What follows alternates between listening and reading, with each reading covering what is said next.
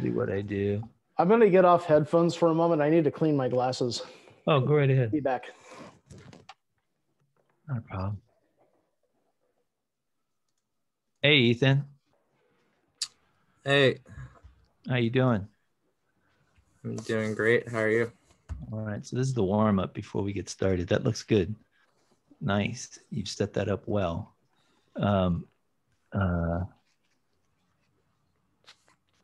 Yeah, we're going to start. I'm going to wait for Mr. So I said 13 years. I was wrong. He's been doing Bitcoin for 8. It's that I haven't spoken to him really in 13 years. That's where I got confused. I called him the other day because, you know, I do a bunch of things, but one of the things I work in video, and I get calls all the time for different things. I'm working on a music video right now, an international, for a solo artist in Africa, and she's doing this big, huge tour. It's like a big thing. I did her first video when she was 19. Now she's 39. But I get a call for someone who's got a feature film and wants someone to edit it. And this guy used to work for me. He's like worked for me for years. I called him up to say, hey, I got this big job. Too busy. And he goes, no, I'm not editing anymore. I said, really, why is that? So I'm 100% in on Bitcoin. And I go, Bitcoin, what's going on? And boy, I was on the phone with him for like 2 hours. And so this guy, since 2008, so you've just run into like the mother lode when it comes to understanding Bitcoin. Darryl, 2013. Hi, Ethan. 2013. There you go. Yeah.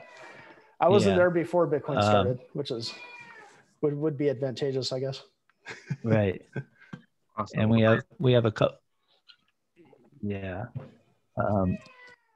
We'll have a couple cats on it too. Daryl's got a couple cats in the background. Yeah, you're hearing them, huh?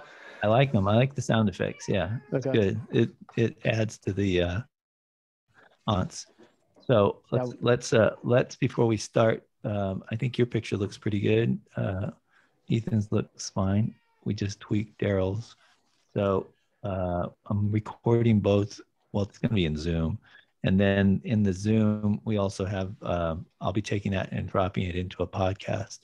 So it'll end up on a YouTube channel and it'll end up in, online as a podcast. And then just give me you can give me the blurt that you want to put for representing yourself. Mm-hmm. Send me that and I'll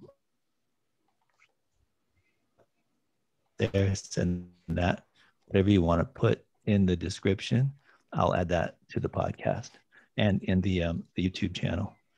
Okay. So let's just mark this. Today's March 12, 21. I'm here with Darryl Giors and with Ethan Turer. And Ethan, you give me permission to use your video? Yeah. Your sound, okay. And Darryl, I don't have to worry about it. You knew I was going to say no, right? Yeah, exactly. Yeah. Let's get started real quick. First of all, let me introduce Darryl. Darryl and I have been buddies for a long time. Darryl Giors. We go back 20 years, and we worked together on a lot of productions. He worked on productions that I did for Absolute Films, which I still I'm running a production company. Always got something burning on either a documentary or current projects, something that's been lifelong for like 30 years. I kind of carried on the father son farm, and I haven't spoken to Darryl in a while, and he kind of shocked me when I offered him a job, and he says, I'm all in on Bitcoin right now. I'm really not focused on anything else. And then he went on like a 2-hour dissertation about Bitcoin. So I go, wow, this guy, I gotta do a podcast just on him.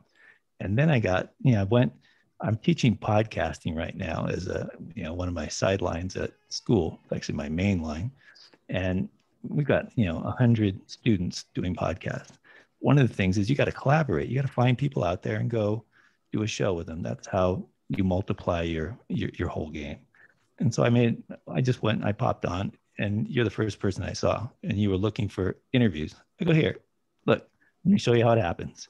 So you're the living example of manifestation, seeing it, doing it, and then acting on it. And here we are, Ethan Turer. So Ethan Turer responded, or I responded to Ethan Turer's desire to have a podcast. And look, bleep, right in front of us, here's the podcast, Living Out in Living Color.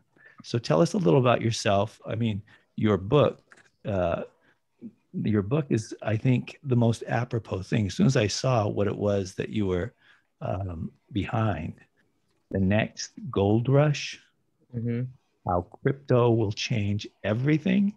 That's the conversation I was having with Darryl. He's all game over. It's like, I've been locked on this for a long time. He goes, I'm not giving you any financial advice, but it's not a bad thing. In fact, I'm all in, and I'm riding it as far as I can ride this.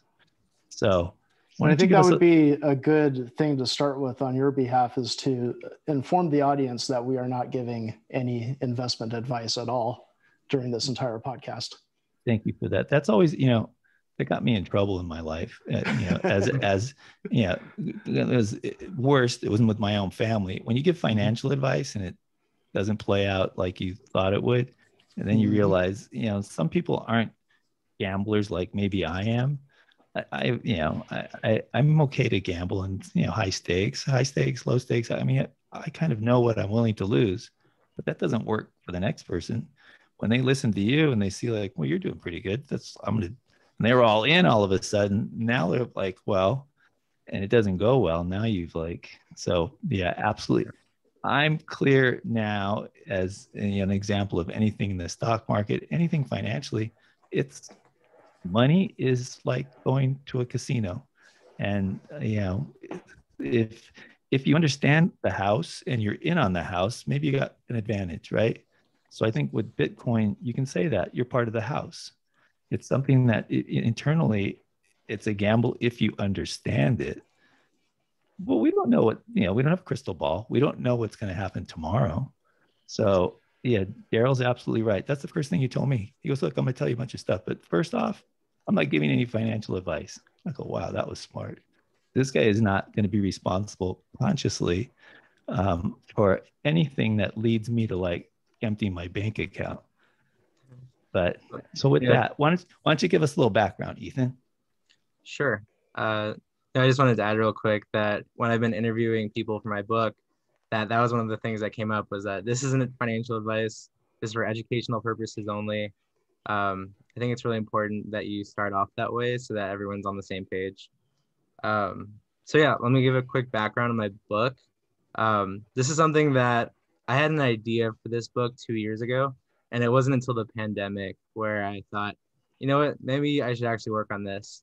And so that's what I've been doing for the last 5 months, typing away.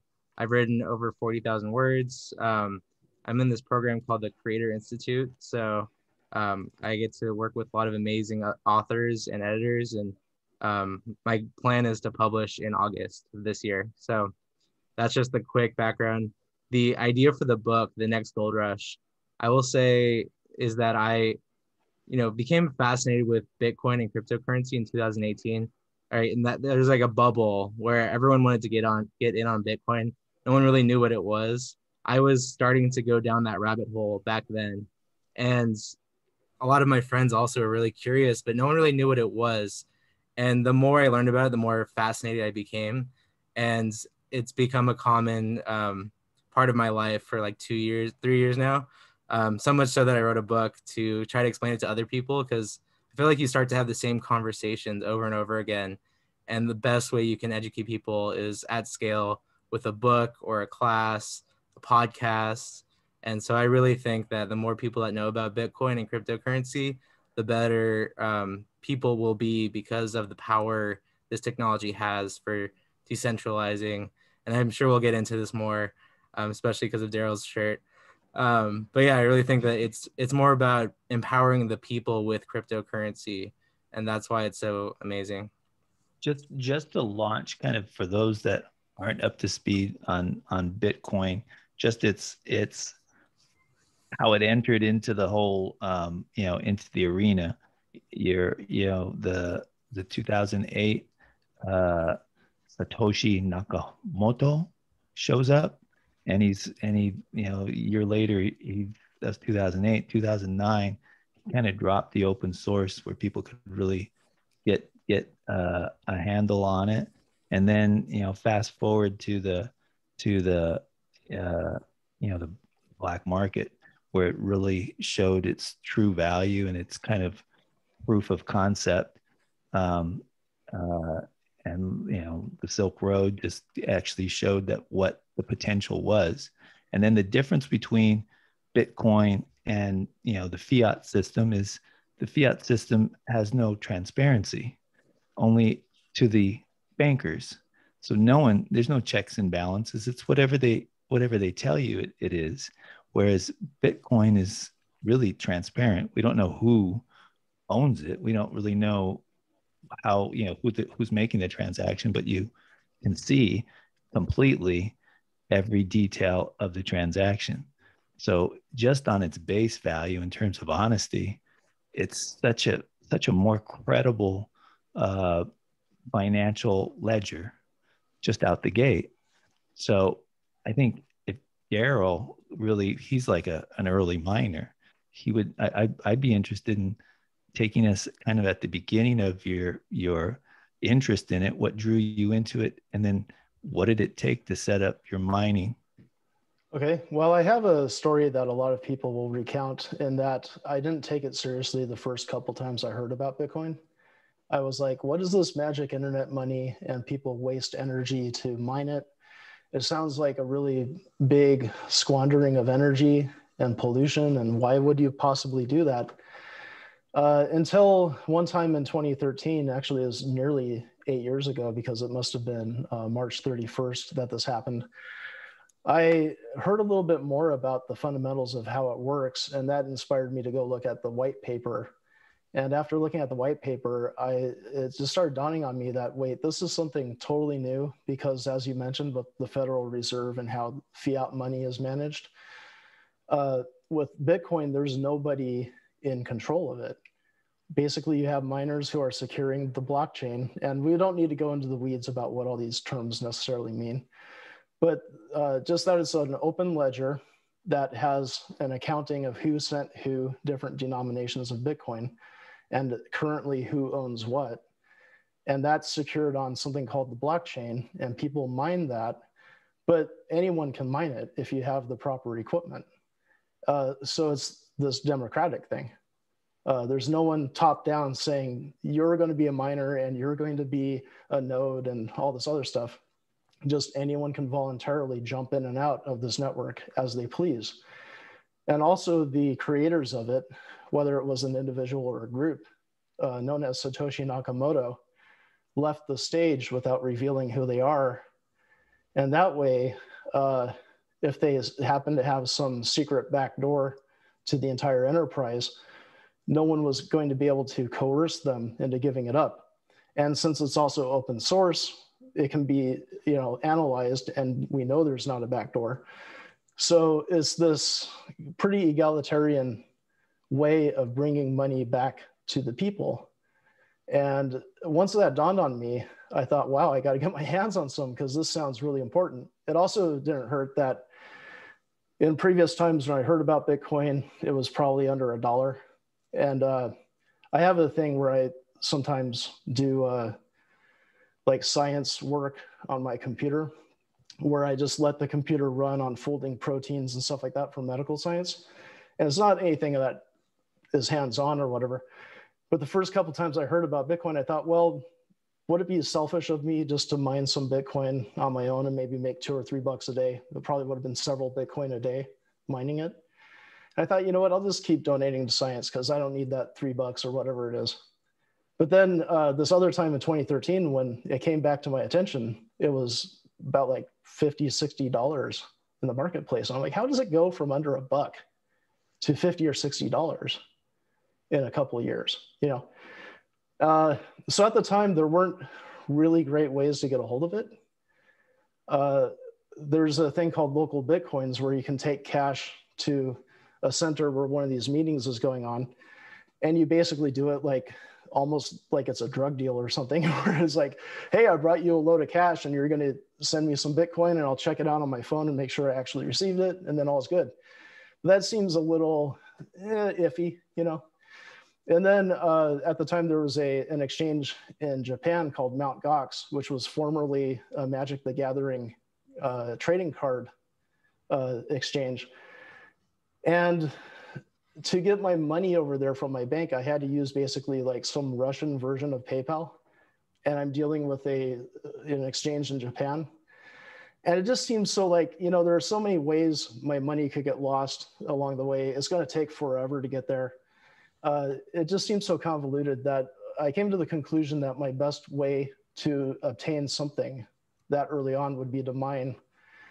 And so the next day I went out and bought a computer and slapped like 3 high-end GPUs into it. And I started mining Litecoin because that was actually more profitable to mine on that kind of hardware at the time. And then I could sell the Litecoin for Bitcoin. And that's how I got my first. Wow. So how long did it take to make your first profit on it? To come up with a blockchain? I actually did a boneheaded thing at the beginning. I was solo mining because I had this understanding that there's a difficulty retarget, and that means that it'll become harder to mine as more people are mining. And I thought that I had a pretty good chance of mining my own block of Litecoin early on. And I probably spent like a day and a half doing that. And then I realized that the difficulty retargeted before I thought it would. I thought it was going to be like a week away, and it turned out it was only a couple days away. So then the difficulty got hard enough that I wasn't likely to mine my own block anymore. So I started mining on pools. And this is kind of getting into the weeds, but basically a pool is a way of everybody who's on a mining pool is putting in effort to solve the next block. And even though your little effort might not have much chance of solving a block even in the next year or whatever, you're still contributing to the group effort. So it's a way of distributing the risk of not finding a block at all. And you're going to get a little bit for the effort that you put in. So it's a way of like, kind of like an insurance thing. Like you're minimizing the risk for everyone involved by giving them a little piece of the action for what they contribute. Right. Interesting. So it was probably like half a week before I actually had something I could sell, you know? So half a week. Because I played my cards wrong at the beginning, you know, live and learn. Yeah. Wow. So you saw reward in it. That's pretty cool. Yeah. That was pretty cool. I mean, and during the so have you single-handedly ever created a block? Not on the Bitcoin chain. No. No, I didn't think so. Yeah. No. That's interesting. Then when did you swap over to Bitcoin? Later on, I pre-ordered an ASIC from a company called Butterfly Labs, which turned out to be pretty crooked. They were actually on the mainnet mining with people's machines before they shipped them to them, which was the double whammy of you received your machine late, and they were using your machine to increase the difficulty, which would mean you could mine less once you actually got your hands on it. So, you know, and then later on, I dealt with I got an Antminer S2, Bitmain makes that. And, you know, I was mining on pools, never solved a block by myself, but, you know, after I bought that machine, probably mined, you know, 5 or 6 Bitcoin off of it, something like that. Now, what I want to mention for, you know, because I think the book is probably geared toward people just entering the space. Am I right about that? I actually wrote 3 sections. So the first section is for people that want to enter it. Okay. And the last section is more advanced topics. So, okay, that's good to know, because I think that, you know, probably a lot of your listeners, Romeo, are going to be beginners just looking into the space. And I get the question a lot of the time, should I mine? Like you mined, maybe I should mine, you know? Right. And I just want to let people know that, like, in almost all instances, anytime I mined, I would have been better off just putting the money into buying the coin and sitting on it. Doing something called dollar cost averaging, where you just set a schedule like, hey, I can afford to put $20 in at the end of every week. And if you just do that and build up an accumulation, that usually works best for someone who's not going to be actively day trading or whatever. Right. And the mining is set up to actually be fairly slim margins is very competitive. And as of today, it's extremely industrialized.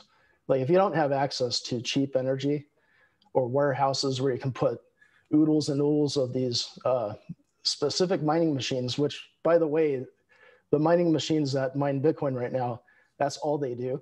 You can't repurpose them later on to do something else. And in like a year or two, when they're outdated and they're consuming more energy than the brand new ones coming out, they just get thrown away. So that's what you're competing with, you know, Right. an industrialized thing where they're going to have hundreds of machines versus you in your home. The one caveat I'll put to that is if you're interested in learning about the ins and outs of mining and how things go, it's a great education. Go ahead and do it, you know. But if you are looking at trying to maximize your returns, unless you're going to build a big business out of it, just buy some crypto. You know, I can tell you from my experience that would have been better for me. But back in the day, there wasn't a Coinbase and there wasn't Gemini Exchange and places like that, eToro, you know, all these different places you can just hook up your bank account or your credit card and buy some. So mining was kind of like my foot in the door. Eventually it became too expensive on the hardware I had and it all got shelved. And, you know, now I might do it on a whim if there's some new interesting coin out there, but not very often anymore. Yeah. Wow. That's some good background. What, you got any questions about that, Ethan? I haven't mined myself, like personally, so I don't have any experience there, but from what I've researched, it sounds like you need to have like the proper setup for it to work. Like I think people were like buying gaming, like either trying to do like gaming cards and trying to mine that way, and it's just you need to have so much CPU power in order to mine nowadays that, like I think like Darryl was saying, it just doesn't make sense to do it. So I mean, at least not for Bitcoin. Maybe there's other cryptocurrencies where, you know, it doesn't cost as much energy to mine, and so every cryptocurrency has its own network that needs mining in some way.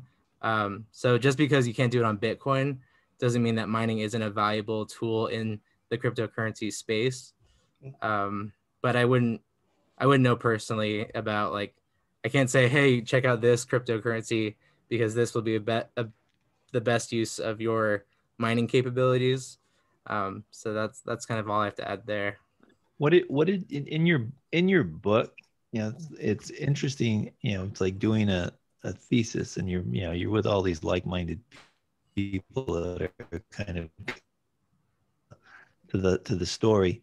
What did you find, and what was like your revelation when you said, wow, this is for real? I'm in. This is like Romeo, just a technical thing. You were breaking up during that, so I don't know on your end locally if you're going to get the whole question, but you might want to repeat it. Okay, thank you.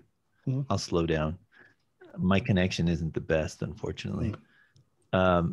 I'm just, during your writing process and putting that book together, Mm-hmm. what was like your aha moment that like it all added up to like, this is something worth investigating? Yeah. So I kind of had an idea for my book before I started writing. I would say that my aha moment was realizing that in order to explain this to a general audience, you kind of had to work backwards. And so in order to get to like the advanced topics at the end, I had to really start at Satoshi Nakamoto and Bitcoin and what that meant, and then build like with Ethereum as like a way for decentralized applications to exist through smart contracts. And the more terminology I would add to the vernacular of my book, the more I realized, oh, I really need to make this as simple as possible and kind of create a stepping stone of information so that you can have these conversations. So the aha moment for me was, where do I start? And Bitcoin was obviously the best starting point, but it wasn't really the story of Bitcoin. It was the story of Satoshi Nakamoto, I think, was the most fascinating thing, because he's just an alias, or she. We really don't know who Satoshi Nakamoto is. And if you start off with, wow, that's the foundation of this crazy cool like internet bubble that we like live in, like that we still don't know the founder of the fundamental cryptocurrency. Like that's the craziest, like coolest part of this rabbit hole, I think. Right. And then to know he walked off with like, how many hundreds of, what was it, 100? A million? Was it a million? I don't know what it was, how many million, but he had like cleaned house, right? Yeah, I don't know the exact number of Bitcoin that were mined by Satoshi Nakamoto, but he would be like or they would be a billionaire, Right. easily, especially because it's over $50,000 a Right. Bitcoin now. Yeah, I'm sure. One of the interesting things about that is that Satoshi's stash has not been touched to my knowledge. So it's just sitting there. And if that Bitcoin ever moves, it might have a weird effect on the price, probably just temporarily. But some people are considering it that it might just be dead Bitcoin, because if they either lost the private key or their password to get to it, or since we don't know who it is, if they're no longer with us, Right. that might be coin that's just going to sit there forever because no one knows how to access it. How spooky is that? Can't wrap my brain around the idea that you can lose a password and never see it again, that there's no backward engineering on that. That happens a lot, actually. Yeah. Yeah, I know. Well, it happens to us, but you'd think, I guess you can't call customer service. Do you know what I mean? Could somebody go in the back door and just see like what that original entry was? Well, what I will say is that a lot of people these days are recommending that if you know who you are and you're technical enough, you could get what's called a hardware wallet. And they usually have a pretty simplified setup where it's just a little computing unit that attaches to a computer through USB. And it does the signing for doing the Bitcoin transactions on the unit. So it never actually has to touch the internet. And these things are usually pretty secure. And during the setup phase, when it generates a new wallet for you, it'll give you a mnemonic phrase of either 12 or 24 words from a specific dictionary. And then it also usually comes with a little card. You can write them down, or some people for security will stamp them on like stainless steel. And you put that in a fire safe or somewhere you can get to, a safety deposit box, whatever.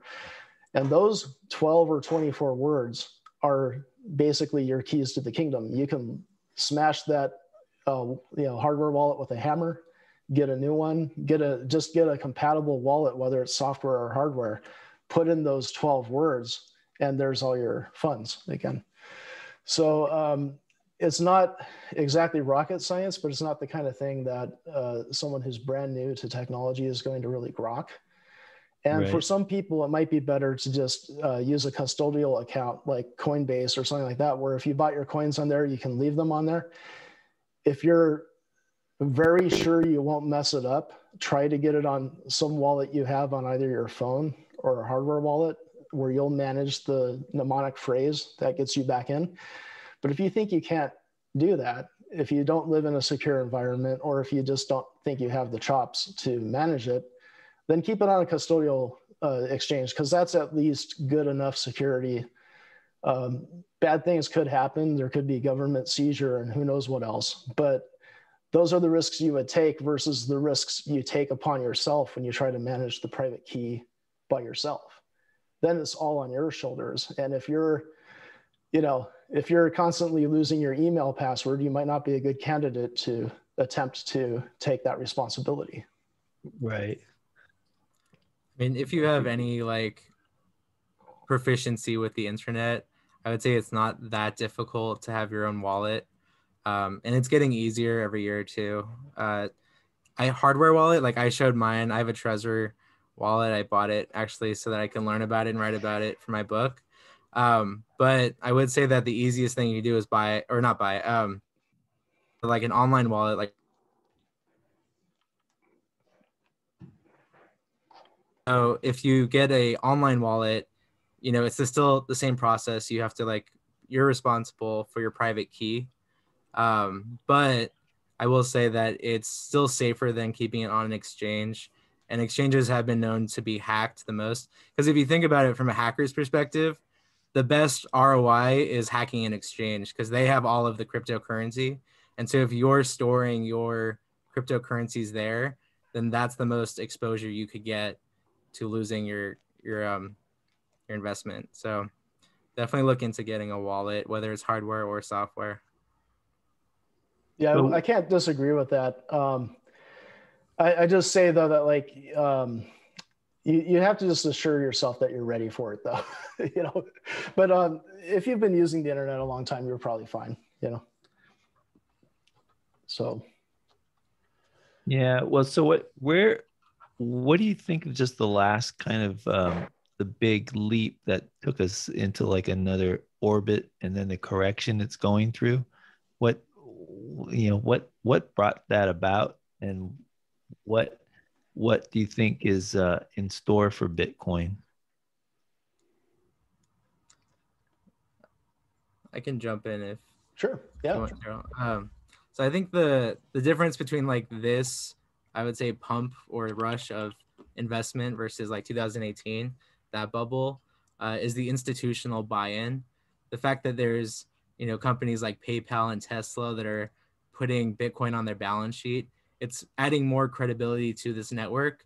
So adding more credibility means more trust, means more like regular investors are going to get into it. So there's this virtuous cycle that's happening, because also I think was that there's this new concept of Federal Reserve like coins. I forget the exact acronym, but you know, even the Federal Reserve, who is like the antithesis of cryptocurrency, in my opinion, they are getting in on having their own cryptocurrency because blockchain actually is very useful to them in tracking, you know, the many transactions that exist at that level. Right. You can imagine letting the Federal Reserve in on this game, that they'd figure out a way to turn it into a fiat, you know, device. I mean, they can't, you know, the kind of style of how they operate is kind of dyed in the wool. They could never do crypto the way Bitcoin's being done, for example. Well, Or I think could they?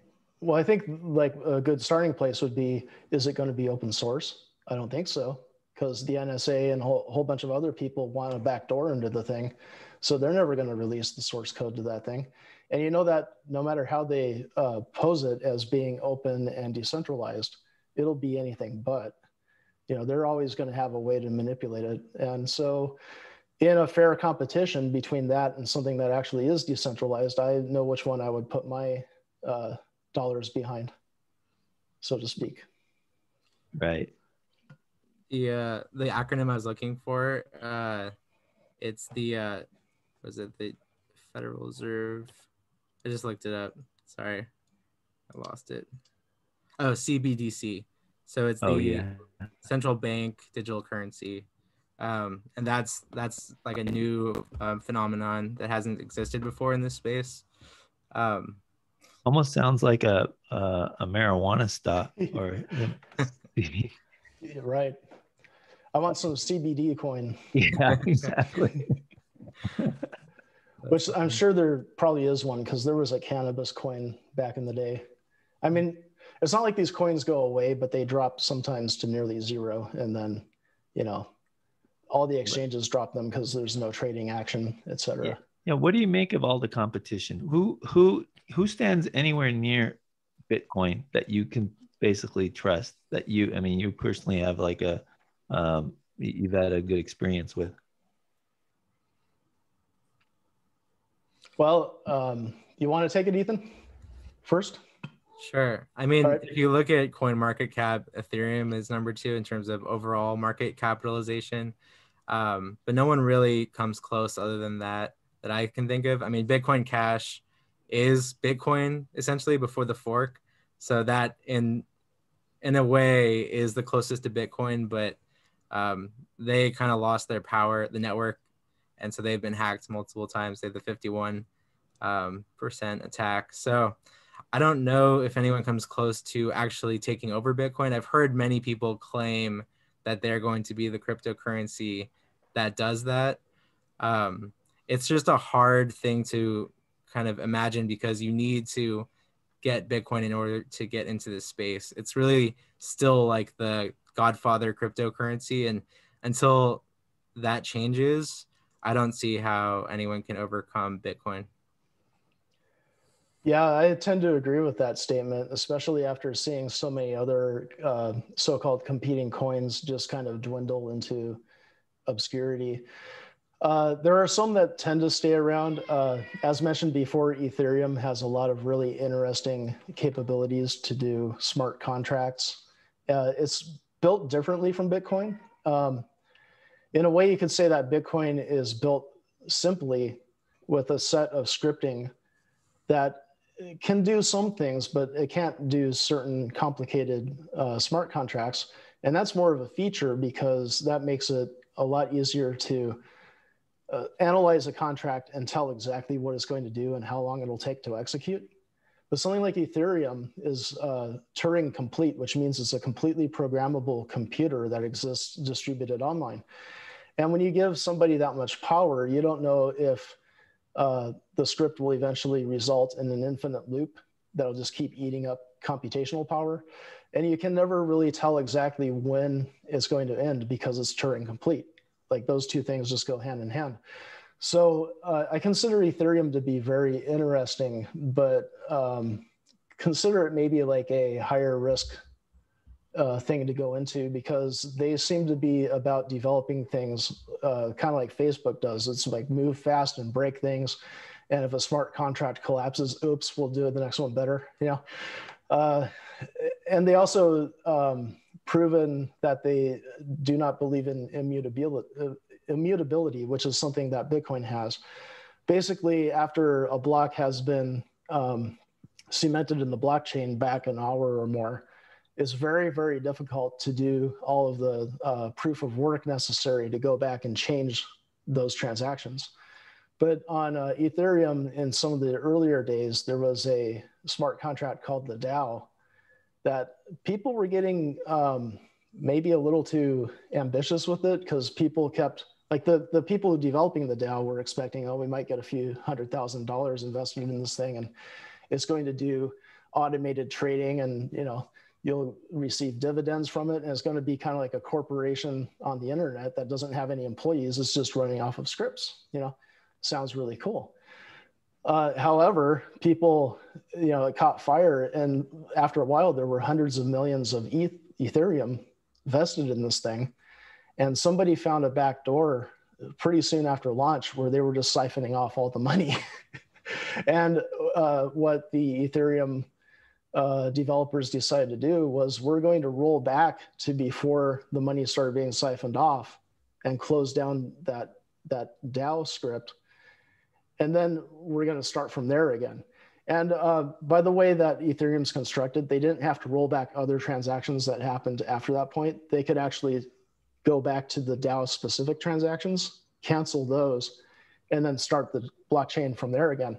But that caused a fork because there were some people who were more purists and they were saying, look, that's not playing by the rules. You know, all along the developers are saying a script is a script, the script is law. And if somebody abused the script in some way no one foresaw, that's still fair play. So then there was a fork called Ethereum Classic that was born right at that moment. But the point that I'm going to come back to, though, is that Ethereum has demonstrated that if there are enough big players in the space who get burnt by something that goes wrong, they have a history of going back and changing something. Right. And there's a huge difference between cannot change something, as in the Bitcoin blockchain, versus there's history of doing a change. So if somebody finds these developers and wants to threaten them with a big old lawsuit, and they're before a judge, and the judge asks, hey, can you roll back this transaction for these people? They have to answer yes, because we've done it before. But if they ever find out who started Bitcoin, anyone, you know, that there's like, say, you know, God forbid a terrorist is paid with some Bitcoin and someone wants to roll back that transaction, you can get all the people who are running exchanges on Bitcoin and all the miners and say, hey, can we roll back this transaction that went to this bad person? And all of them can straight-faced say, no, we can't. And that's a big, big difference. So it's locked. Yeah. That's interesting. Wow. That sure makes Bitcoin unique. You know, it's interesting that you couldn't do like such a, you know, just a clone of Bitcoin and follow kind of everything just slightly different? I mean, I wonder why they would be writing all this other script for all these other coins unless there was something nefarious kind of floating in the background. I Well, mean, like thousands of them are copies of Bitcoin. They just change a few parameters. And right. even Litecoin started out as they just tweaked some of the variables on Bitcoin and ran their own chain. They did move to a different proof of work, which was what they call ASIC resistant. Because we were talking earlier about mining, that if you just have general computer hardware, you can't really effectively mine Bitcoin. You have to have specialized hardware that does only Bitcoin mining. So there was a proof of work called Script that they made for Litecoin, which meant that it basically could run on general gaming GPUs. And it would be difficult to make an ASIC out of it. But eventually people made ASICs, and now it's like you can't even really mine that without using one of those either. So Wow. but like so many of these coins are basically just a little tweak on Bitcoin. Like they'll have like instead of a block every 10 minutes, they might say, oh, we want faster transactions, so we're gonna have a block every minute. And then instead of the block reward starting at 50, they might start it at 200, and then there are going to be more coins in that universe. Right. So, but a lot of those clone coins haven't really shown their worth in the marketplace because they're not doing anything new, and they always pale in terms of the security model because they don't have the brute force of the network that's behind Bitcoin mining that. Right. Interesting. Now, in your book, Ethan, what's your favorite chapter? That's a good question. I would say that my favorite chapter is about influencers and followers and how cryptocurrency will disrupt that space. I can get into that a little more. So the way that I see it, the evolution of like coins, if you think about it, like we're thinking about coins at like a company level, right? Usually currency is at a national level. And so now ICOs exist. And so companies can now create their own currency, right? That's a relatively new concept. I mean, gift cards, I guess, kind of technically count as currency, but really bad one. And so companies can create their own coins. I imagine people will be able to create their own currency soon. That's like the next evolution of this space. And so in my influencer follower chapter, I kind of talk about social media and how the relationships between the two parties, it's not really being capitalized as well as it could be with cryptocurrency. So if an influencer had their own coin, they could have their followers buy that currency and essentially create like value that way on the internet. And I know there are a lot of people that are kind of working with this idea of people having their own coins on social media, like musicians will have their own currency, like very niche groups. But I was thinking more at a broad sense that people in any sense, but specifically influencers, would be able to use this technology to disrupt how we use social media. I like that. That's a pretty insightful little angle on something that I haven't heard about. Why not? I mean, it makes perfect sense, right? What do you think of that, Darryl? Actually, I think I want to pass this back to Ethan because I was going to ask if you, because this is such a fast-moving space, and I'm sure you're going to be writing this book way up to the deadline and changing things because there's always new stuff happening. But similar to that, are you going to be talking about NFTs in any of your chapters there? Yeah, I know. It's funny. That's come up a lot recently. Mm-hmm. I haven't directly written about that yet. I do have an investing chapter, which I will probably add a little piece on NFTs. But from my understanding, like non-fungible tokens, there's still a lot of, how do I put this? Still a lot of room for people to be taken advantage of because you're not actually buying like that good. So let me take a step back. So NFTs are a way to create a coin that's like you can't replicate it. And so that's perfect for like artwork, right? And so if you have an artist who's trying to sell their artwork, they could sell it with an NFT. But you have to trust that they're not going to resell it. So there's kind of like a double spend problem with NFTs in a way, because you could create copies, and there's already, I've seen like there's some artwork that was like millions of dollars. I forget how much, maybe Darryl can add the exact number, but someone sold artwork for like 60 something million dollars, and it's the highest thing ever sold. And then almost immediately someone created a copy and tried to sell a copy of it for like 100 grand. And so that's kind of the problem, is that even though it's like secure in the fact that no one else can get a copy of that coin, that token, the artwork isn't secure. Like you don't actually own that artwork. And so someone could try to like replace it, like replicate it. So there's a lot of, from my understanding, there's still a lot of wiggle room in terms of like how we can protect like this space. And I think there's a lot of work that needs to be done, but you can say that to cryptocurrency in general. So, you know. I think what you're kind of getting at is that there's a problem, and this is what I always saw would be a problem with doing things like NFTs, because they've been attempted for a long time. The idea is that you're going to attach some physical commodity into the blockchain, and then how are you going to verify when you have various different networks that are independently working? How do you verify that this physical item isn't accounted for on some other chain? And that becomes a problem of duplication, as you're pointing out. Like, and then even on the same chain, who's the arbiter to say that this one item is too similar to, or the exact same item on the same chain? So it has escaped me how you secure things like NFTs, but they sure are getting popular. In fact, like I'm looking at the cover of your book there and thinking, you know, you could sell that as an NFT. And that doesn't mean that that's the only copy of that image that'll be on the internet. But somebody could demonstrate by having that token and say, look, I own that book cover, and they can sell it to someone else. And I understand on some of these chains, like you would be the originator of that NFT. And if somebody resells it, you get a percentage of the resale price. So if the price keeps going up and it keeps changing hands, you keep getting paid for it. So it's an interesting opportunity for artists. I'm not going to knock it. But again, there are security problems in the real world, because like blockchain does a good job of securing its ledger and the transactions that are therein. But when you're securing physical items in the real world and digital items that can be copied anywhere, and someone else could say, falsely claim they're the artist and make an NFT out of it, that opens up a whole other realm of security that isn't so easy to solve with math problems, you know? Right.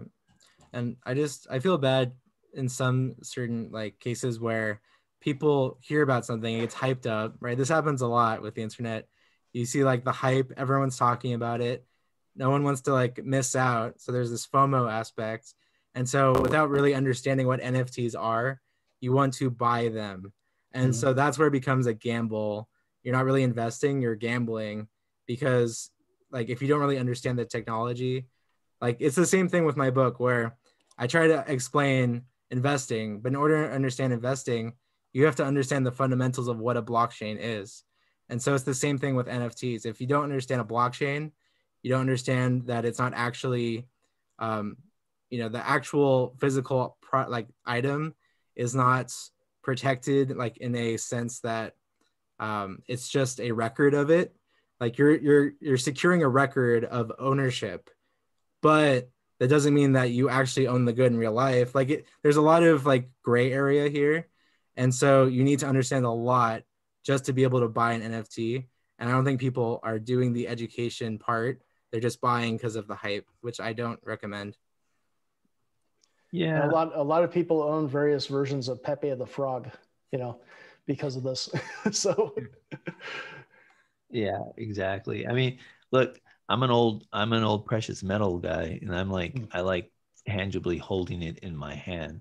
I mean, you have to think of like, I mean, that's something that, and you know, at the end of the day, you have to weigh out fiat currency, Bitcoin, and then, you know, precious metals. And, you know, precious metals become literally, it's wealth preservation. You know, what are you going to do? Run around with, you know, 1,000 ounces or 100-ounce bars and stuff? I mean, you can't really do anything with it, but you certainly can preserve your wealth. it's not very practical as a means of exchanging for goods. I mean, unless health grows over, it probably become pretty handy.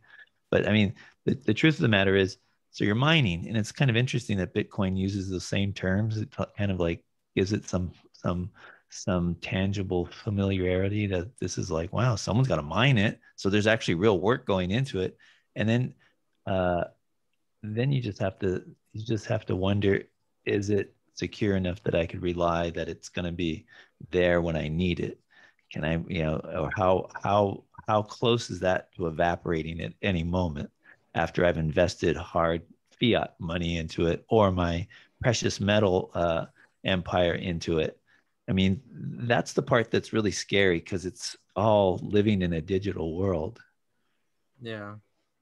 I kind of want to like, because this is a really important part of the conversation that I love having, which is that understanding Bitcoin is also understanding fiat currency and precious metals and how they kind of interact, right? They all have different like use cases. So what you're saying, like gold is a store of value, right? It's been a consistent store of that value for thousands of years. Bitcoin is trying to become a store of value, and many people are arguing that it's like digital golds because, compared to inflation of like fiat money, the value of Bitcoin has just skyrocketed. And so right now it does look like a great store of value, which is why many people are buying into it. But if you look at like the US dollar, right, that's not a great store of value. It decreases a lot. And especially since like the 1970s, when it wasn't backed by gold anymore, and we just printed it and there was no consequences to printing more and more of it, we're going to experience more and more inflation because there is no cap on the amount of US dollars that exist, right? At least with Bitcoin, we know that there will only be 21 million Bitcoin ever created and will ever exist. Like that's something that we know for a fact. For gold, like we could keep mining, but it probably won't affect the price of gold too much. Like there's a cap on how much gold will exist because it's a finite resource. But for the US dollar, we can print them into like perpetuity, and at some point they will become worthless.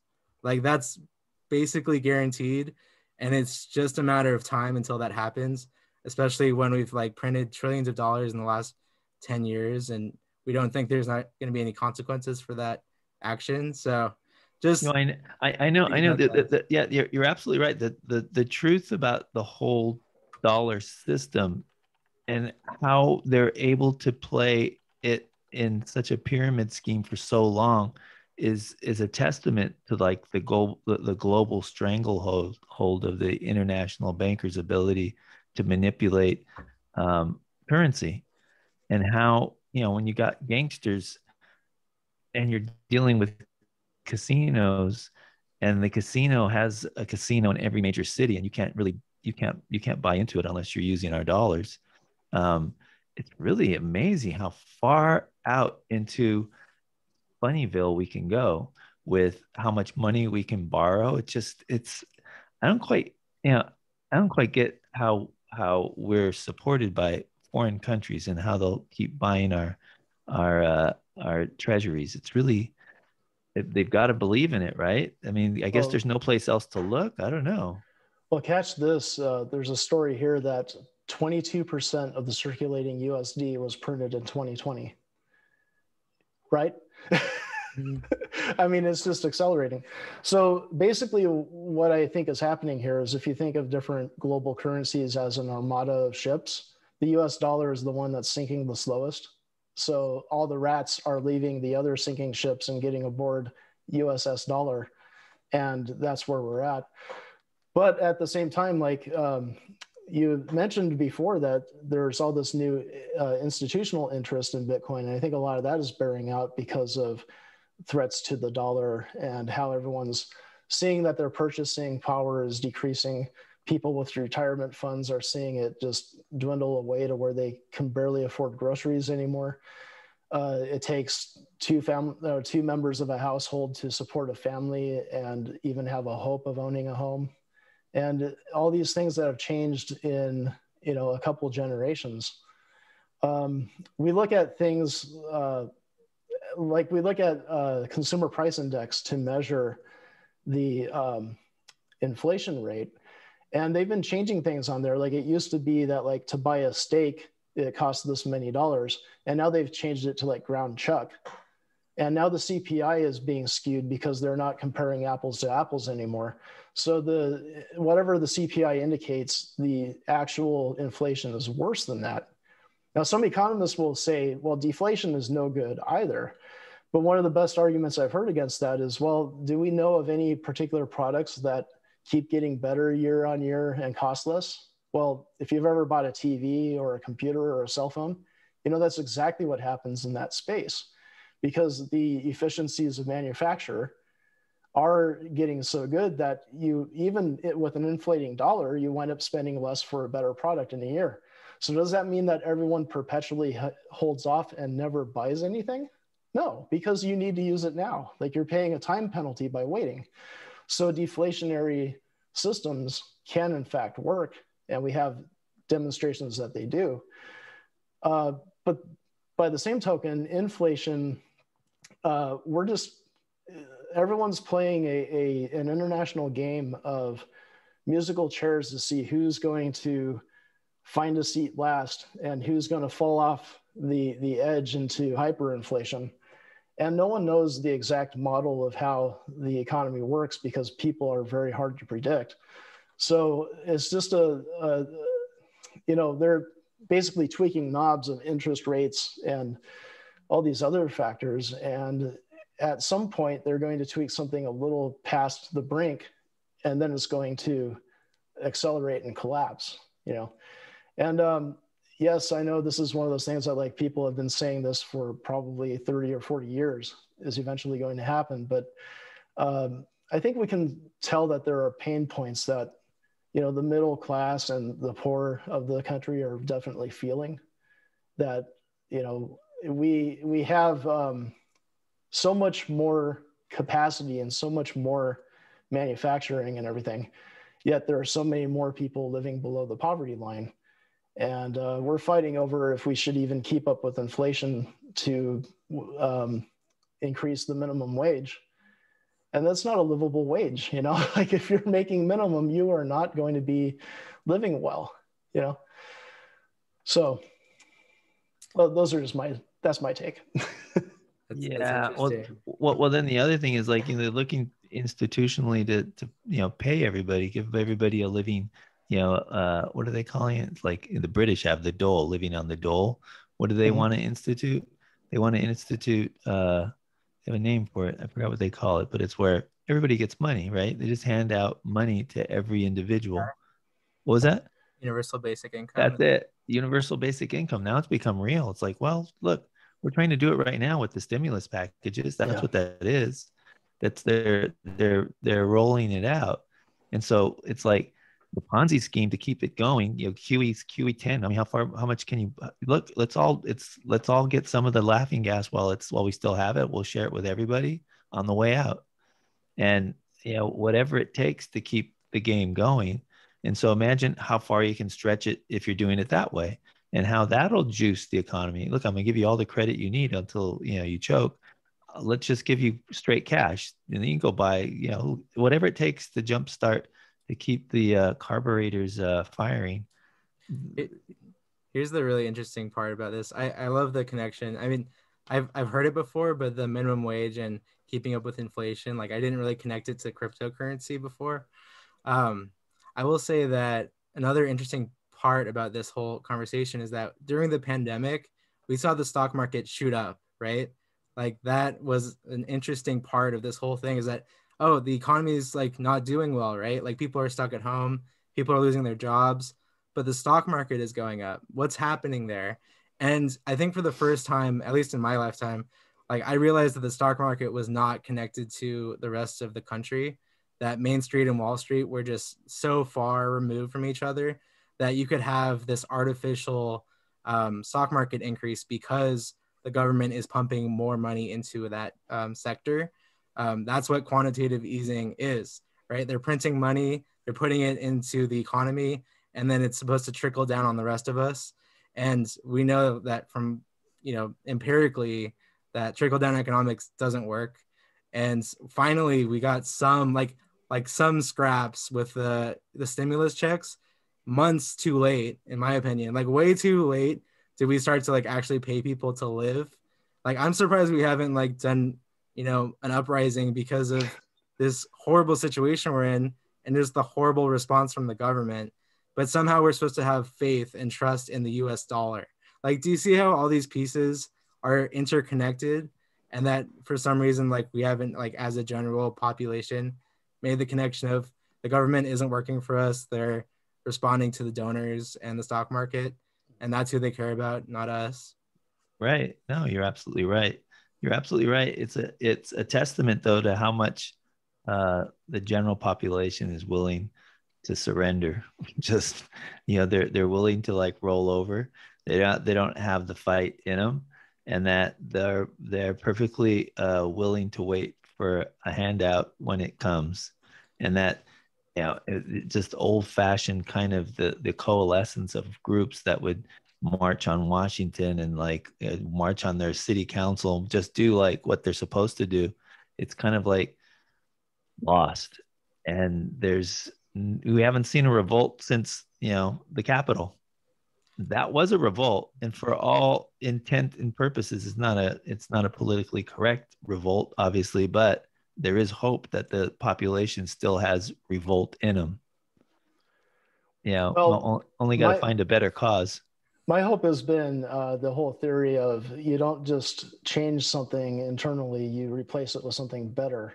And that's the hope I have for the crypto community, is that we can come up with an alternative to the dollar that's going to draw enough people in that, you know, because money, when you get to the fundamentals of it, money is this kind of fiction. You know, like, where's the value of money? Well, you can have money be like a precious metal that can be used for something, but mostly it's just an idea of I can exchange this for something else, and this is a measure of what something's worth. And that can be applied to anything. So we all have to, you know, if more people glom onto the fiction that Bitcoin has value, and I don't mean that that's putting it down by any means, but we've already established that there's a fiction that the dollar has value and that it's eroding constantly. So if it's easier to believe in a fiction of something that has a fixed number versus something that can infinitely be printed forever, you know? Yeah, that's actually a concept I talk about in my book. Like the fiction that I like speak of is called a human institution, like a human system. And those are things that we as humanity have dreamt up, right? Democracy, governments, money, currency. These things aren't like, they're just ideas that we as a collective have decided are real things. Even rights and values, like those are things that we attribute some kind of worth and meaning to.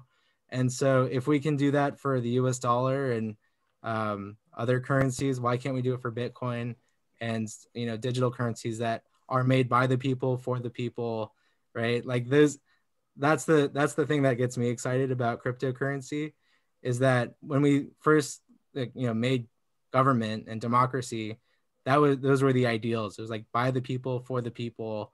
And that's exactly what this is. Like, we can see who's making this, we can see what it is, and together we have to decide if we want to make this our, you know, primary form of currency. So Right. Well, I guess that's the purpose of like this podcast too. It's like everybody who's talking sense about it and talking about it, it's kind of like the consciousness of that whole ideology gets manifest. And that, you know, I mean, the problem with Bitcoin too today is like, who's going to get into it? It's like it left the building. I mean, you can get into it the way Darryl was talking, you know, invest, and that's not a bad way, especially if you have the understanding, enough information that say that'll tell you that this potentially can go to 100,000. And so if I just start with a small investment and stay with it and watch it grow, at least I'll get some of it. You know, it's like you want to join that party. It's not a bad investment. It's like the transfer of all your money from banks. Banks used to give you could buy T-bills and you can buy money market accounts, and you were getting, maybe max out at 5% with a really good, a really good bank would give you even more than that. Like you if could you almost keep up with inflation that way.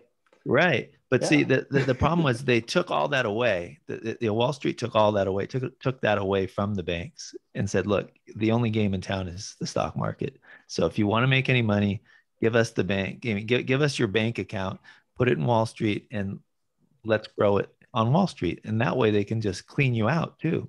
It's not fair to, your grandparents that are their retirements in there, and the next thing they know, they just lost their retirement. It's unless because they don't know enough about how to safeguard it. It's in another world. Whereas I think Bitcoin is the third alternative to like anything else. And you're right. I mean, the fact that it's transparent. It's made by the people for the people. I mean, at least just getting that kind of mantra out is kind of what what you do with precious metals. Precious metals is like it's real, it's tangible. This is the most tangible thing digitally, right? If there's such a thing as tangible, it's at least the closest to precious metals. I mean, that you can, if you're going to gamble, I mean, even precious metals is a gamble, right? And that's tangible. So life is a gamble. And here, it's the more we know about Bitcoin, the better off you are. But the idea of investing in it in like a monthly, whatever it is, funny money that you can lose, that you put into that investment is probably better than putting it into anything else. Even though it looks like an impossibility at 56, 57,000, it's not too late. Because what do you think the potential of Bitcoin is, numbers wise? May I soapbox for a little while? I gotta open the door. Hold on. Go ahead. Yeah, I'm gonna let you guys sure. talk it. Okay. Yeah, I think I'll lead off on this one because one of the things I wanted to point out is that you don't necessarily have to be wealthy to start with Bitcoin, even now. So like when you see that the price is 50 something $1,000, you're like, I don't have that much money to throw around. But Bitcoin's divisible to 8 decimal places.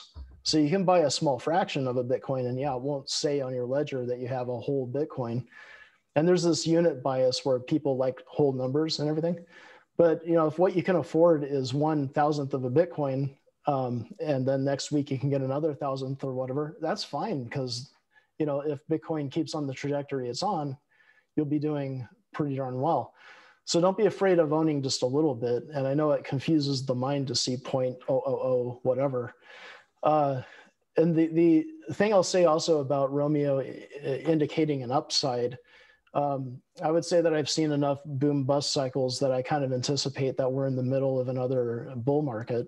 And yeah, there are corrections along the way, but I won't be shocked if we see, multiples of where it's at now. Again, not investment advice, and don't put more in than you can afford to lose. But speaking of that, I also I don't know if we should go into the whole GameStop investment thing. I was actually wanted to do that. Yeah. Oh, well, by all means, I won't go into it specifically, but I do want to bring up the idea of doing a short sale, which is if you short a stock, you have these kind of upside down odds you're playing. Like when, was it Melvin Investments was shorting GameStop? I think that's GameStop. I think that's their name. They were buying it at about $20 a share, right? And basically what happens when you're shorting is you borrow cash against the current value of a stock and you agree to repay 1 unit of that stock later on, right? Mm-hmm. So if you are buying the stock at $20, the most you can make is $20 if all the stock goes to zero, because you basically buy up all the stock for nothing and repay what you owe. The problem is that when you're doing a short, as was demonstrated, if the price shoots up to $400, you're now beholding, when the term is up, to buy stocks at $400. And that's how you're repaying. And you're losing $380 a share. So what that tells me is that shorting a stock like that has very limited upside of $20 you can make, very high, potentially unlimited downside if the price just skyrockets. I kind of look at putting money into something like Bitcoin as being almost the opposite of that. If you put $20 into Bitcoin, well, $20 is the most you can lose if it drops to zero because there's some big bug that blows the whole thing up tomorrow, right? So, okay, you're out $20. But if it keeps going like it's been doing, what's your upside? Where's the limit to that? And if it becomes the world's dominant currency, picture what everything looks like divided by 21 million. Your 0.001 Bitcoin makes you pretty wealthy at that point. So that's my soapbox. Yeah. Wow. I have two points to make on that. The first one, just to add on, like it's kind of crazy to extrapolate to the idea of like Bitcoin being like the world's reserve currency, right? It's hard to like even imagine it. But if you just like do that for like a second, then you realize that where we're at now is like extremely early. Like 50,000, that's kind of like, we'll be talking about that in like, I don't know, 20 years as like, oh, I wish I got in when it was 50,000, right? Yeah. Now it's at 1 million plus, and you know, it's basically like stable, like the price is stable. You can't really make more money anymore because, you know, pretty much everyone's in, you know, like that's what happens with adoption. And so we're at the early adoption part of this curve. And until it reaches the mainstream at a global level, which will still take a long time, like the price is going to continue to go up because there is a limited supply, right? It's just supply and demand. It's not that complicated. And so I see 50,000 as like, wow, like I can't believe it's in 5 digits, right? Like people every time there's like, oh, it was $1, like it was less than $1, and now it's 50,000. Well, try to think about it as, oh wow, it's only 5 digits, it's going to 7, right? Like that's the kind of framing. And when you think about it that way, then you're like, oh, when do I get in? But remember, this is not financial advice. I feel like I'm hyping this up too much, but dollar cost averaging is your friend in terms of trying to avoid a lot of the risk with the volatility that's associated with cryptocurrency right now. The second point I wanted to make was about GameStop stock. I think the stock market is a rigged game, and I think a lot of people are starting to see that now, because what you had happen was that Reddit, right, Wall Street Bets on Reddit, they saw that GameStop was being shorted out of existence. That's what they were trying. The hedge fund managers were trying to short it to zero, make it go bankrupt, and make their like Darryl was saying, like their $20 get rich quick scheme. That's what they were trying to do.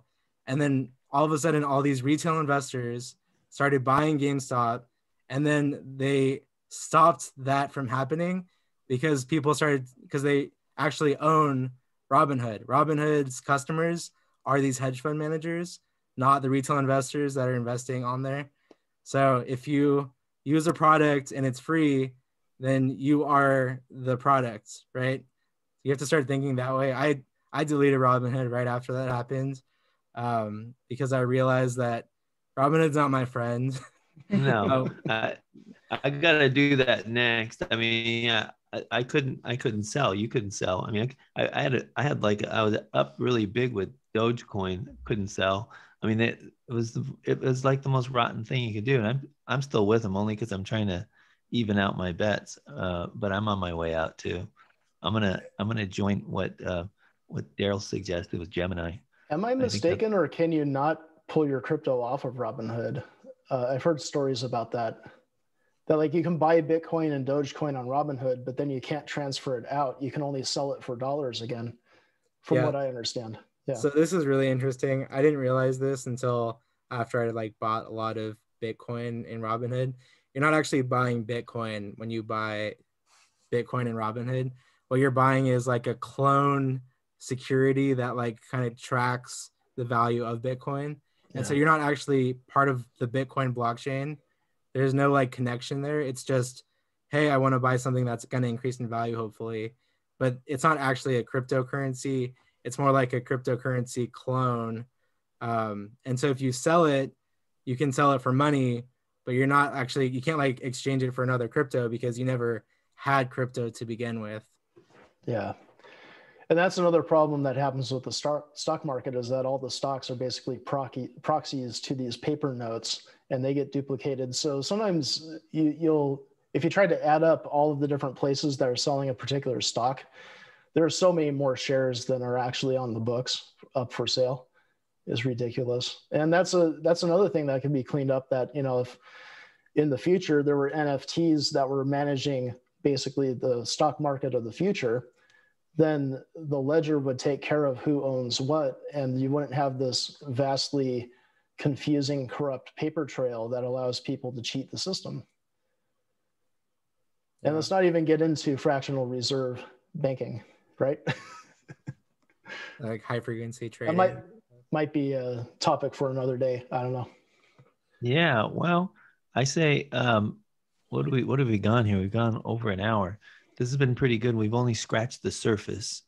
I say what we can do for this episode is let's just call this episode 1 and come back and revisit again, and kind of see another look into it, you know, as it progresses, like in a month, and see what, because I mean, I think we're living in, you're right. I didn't really put it into, you know, the historical perspective is more clearer now than ever because of the advent of all these big corporations jumping in. That just makes it more real. It's kind of like consciousness taking its hold on Bitcoin. And when that happens, you need that kind of universal spontaneous kind of chain reaction to light things in motion for a better future. It's like now it's really manifest itself as a you know, as something, at least we can take it on as more real than ever. And so the potential now, which was like guessing before, everybody who believed in it early on and stayed with it has parlayed all that consciousness into the next level. So if it's got this trajectory, and it's got, like, once Elon Musk plugged in, it's kind of game over, right? It's like that should be enough spark to take us to Mars.